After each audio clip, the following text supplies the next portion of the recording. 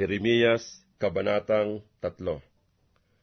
Kanilang sinabi, kung ihiwalay ng lalaki ang kanyang asawa, at siya'y humiwalay sa kanya, at mapasa ibang lalaki, babalik pa baga uli ang lalaki sa kanya, hindi baga lubos na madudumhan ang lupaing yaon, ngunit ikaw ay nagpatutot sa maraming mangingibig. Gayon may manumbalik ka uli sa akin, sabi ng Panginoon. Imulat mo ang iyong mga mata sa mga luwal na kaitaasan, at tingnan mo, sa hindi ka nasipingan, sa tabi ng mga lansangan ay naghintay ka sa kanila, gaya ng taga-Arabia sa ilang, at iyong dinumhan ang lupain ng iyong mga pakikiapid at ng iyong kasamaan. Kaya't ang ambon ay napigil, at hindi nagkaroon ng huling ulan. Gayunman, may noo ka ng isang patutot, ikaw ay tumakwil na mapahiya. Hindi ka baga dadaing mula sa panahong ito sa akin? Ama ko, ikaw ang patnubay ng aking kabataan. Kanya bagang iingatan ang kaniyang galit magpakailanman, kanya bagang iingatan hanggang sa kawakasan. Narito, ikaw ay nagsalita at gumawa ng mga masamang bagay, at sinunod mo ang iyong ibig. Bukod dito'y sinabi sa akin ng Panginoon sa kaarawan ni Hoseyas na hari, iyo bagang nakita ang ginawa ng tumatalikod na Israel? Siya'y yumaon sa bawat mataas na bundok at sa ilalim ng bawat sariwang punong kahoy, at doon siya nagpatutot. At aking sinabi, pagkatapos na magawa niya ang lahat na bagay na ito, siya'y babalik sa akin, ngunit hindi siya bumalik, at nakita ng taksil niyang kapatid na Huda.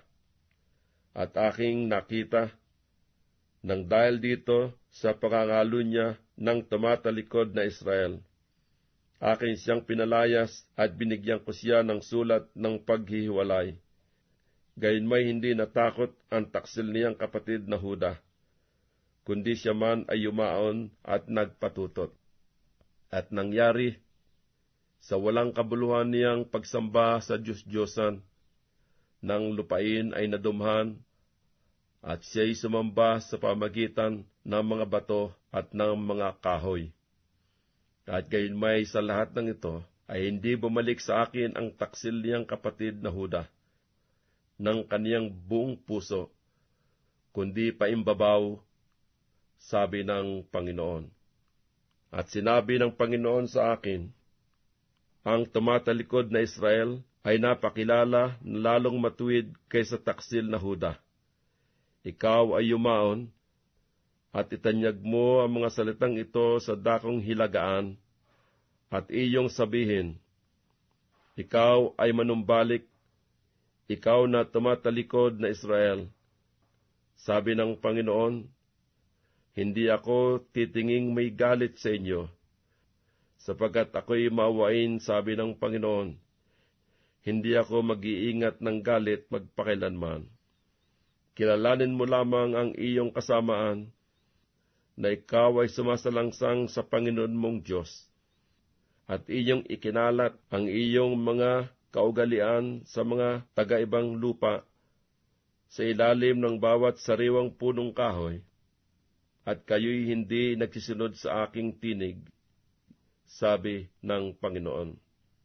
Kayo'y manumbalik o tumatalikod ng mga anak, sabi ng Panginoon, sapagkat ako'y asawa ninyo, at kukuha ako sa inyo ng isa sa isang bayan, at dalawa sa isang angkan, at dadalhin ko kayo sa Siyon.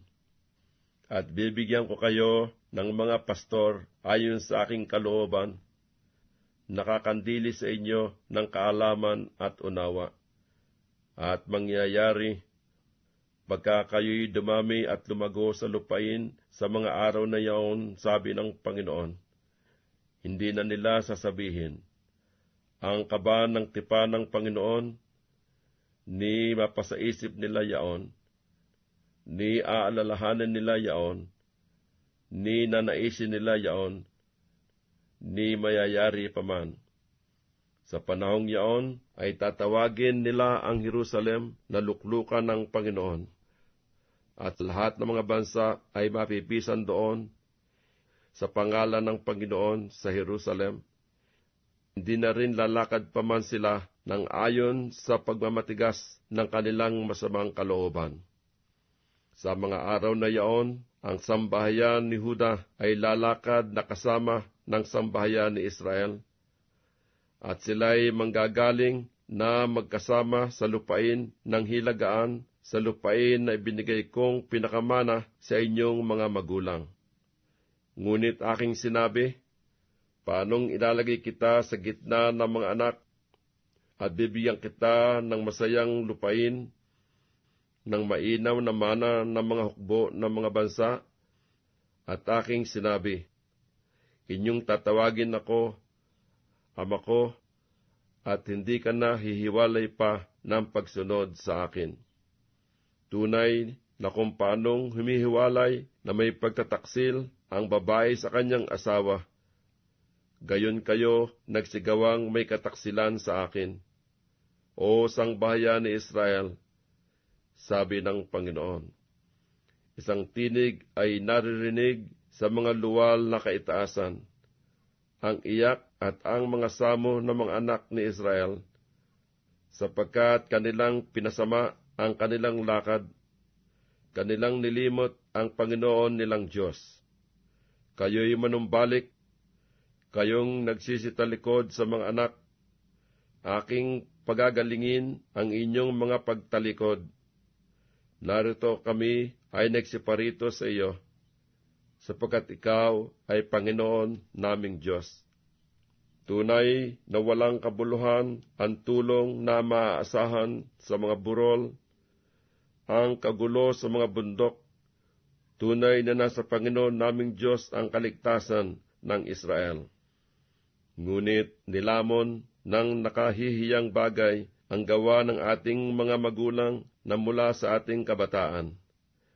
Ang kanilang mga kawan at ang kanilang mga bakahan, ang kanilang mga anak na lalaki at babae. Tayo'y magsihiga sa ating kahihiyan at takpan tayo ng ating kalituhan, sapagkat tayo'y nangagkasala laban sa Panginoon nating Diyos. Tayo at ang ating mga magulang, mula sa ating kabataan hanggang sa araw na ito, at hindi tayo nakinig sa tinig ng Panginoon nating Diyos.